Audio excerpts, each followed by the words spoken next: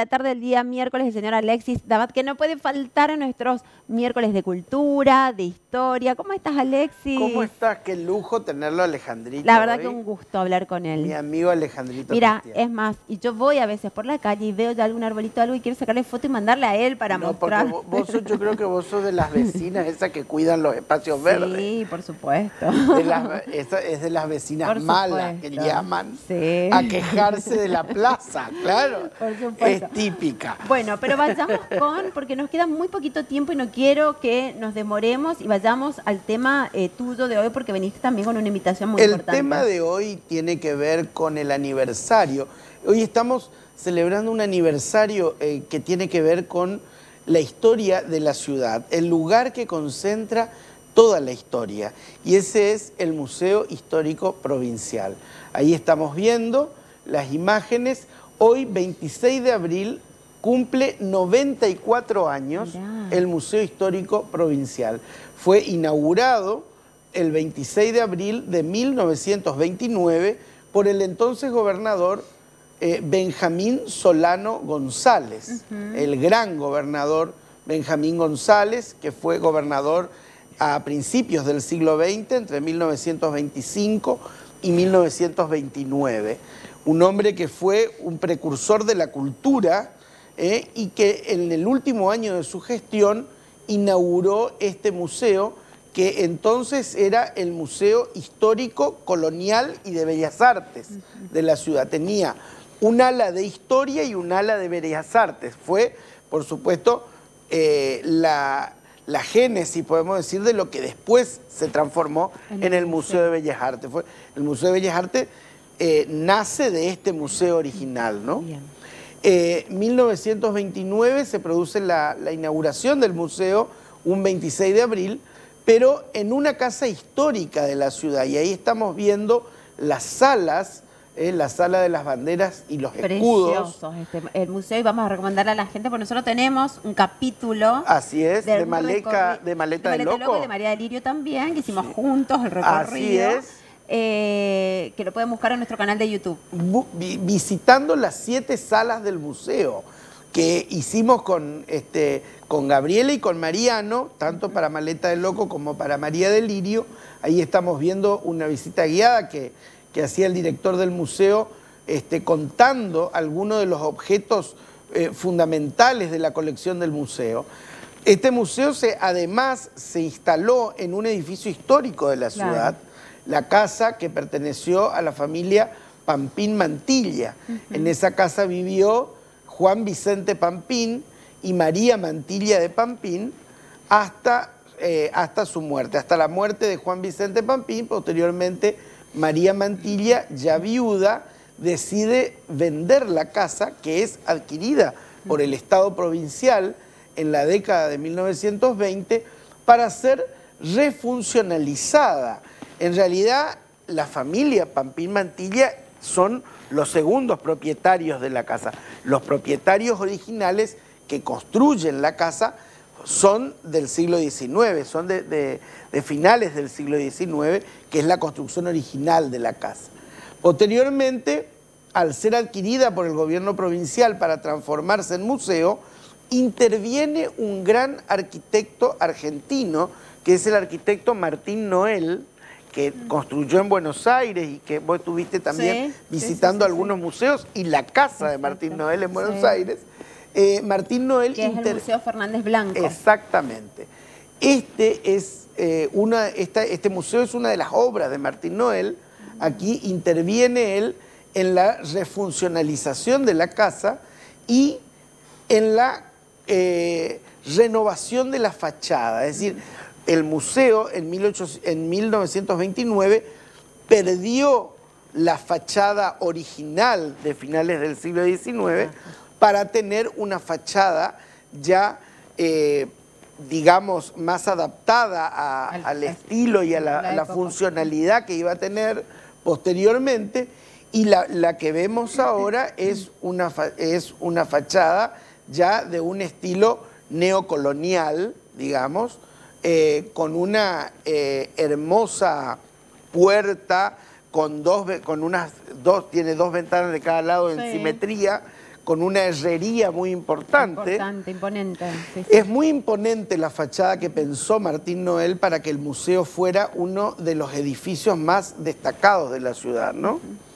A partir de ahí comienza una historia en la que el museo va conformando 7 salas que atesoran un valioso patrimonio en diferentes objetos vinculados a la historia de Corrientes.